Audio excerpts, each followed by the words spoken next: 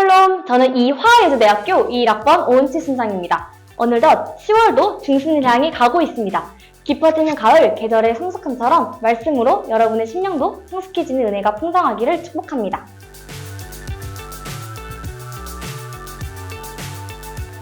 오늘 본문에서는 하나님께서 창세기에서 아브라함에게 약속하셨던 것을 다 이루어지셨음을 볼 수 있습니다.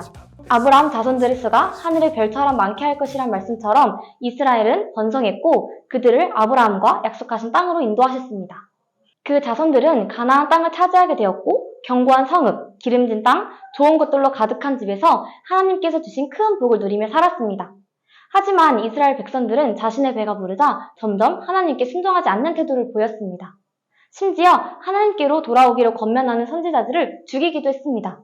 그 결과 하나님께서는 그들을 대적의 손에 넘기셨고 그들은 고통 가운데 하나님께 부르짖었습니다. 하나님께서는 이러한 목소리를 외면하지 않으셨고 긍휼한 마음으로 그들을 대적의 손에서 구해주셨습니다.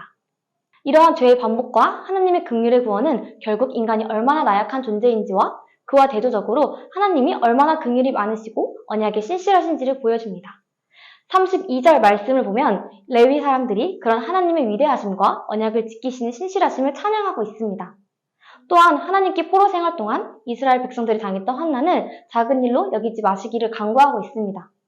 이스라엘 백성들은 하나님의 율법을 지키지 않고 순종하지 아니하며 주님께서 주신 온갖 복을 누리고 살았지만 악한 길에서 벗어나지 않았습니다. 그렇기 때문에 귀환한 후에도 여전히 가나안 땅에 살면서 이방 나라의 종으로 살고 있습니다. 하지만 하나님의 긍휼로 인하여 다시 성벽을 쌓고 예배할 수 있게 되자 백성들은 하나님의 놀라우신 사랑과 은혜를 깨닫고 하나님의 언약에 헌신하기로 서약하게 됩니다. 오늘의 말씀을 통해서 하나님이 당신의 백성들을 절대로 버리지 않으신다는 사실을 알 수 있습니다.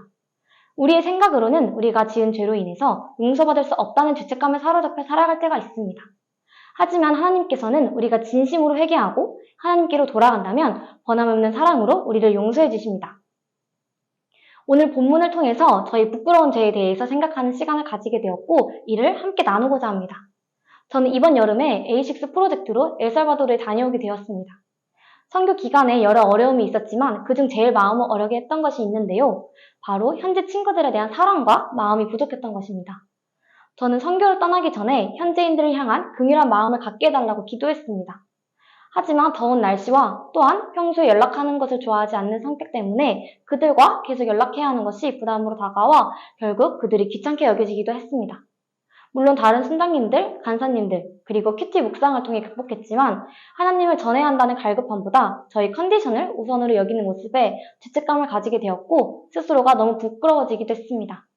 하지만 오늘 말씀을 통해서 죄책감과 부끄러움에 머물러 있는 것이 아니라 그런 나의 연약함에도 불구하고 나를 여전히 사랑하시고 나를 통해 하나님의 놀라운 계획을 이루어 가시는 하나님의 신실하심을 신뢰하게 되었습니다. 이 영상을 함께 보고 있는 풍성독자 여러분도 죄책감을 가지기보다는 품어주시는 하나님을 기억하며 하나님께로 돌아가는 시간이 되기를 바랍니다. 샬롬!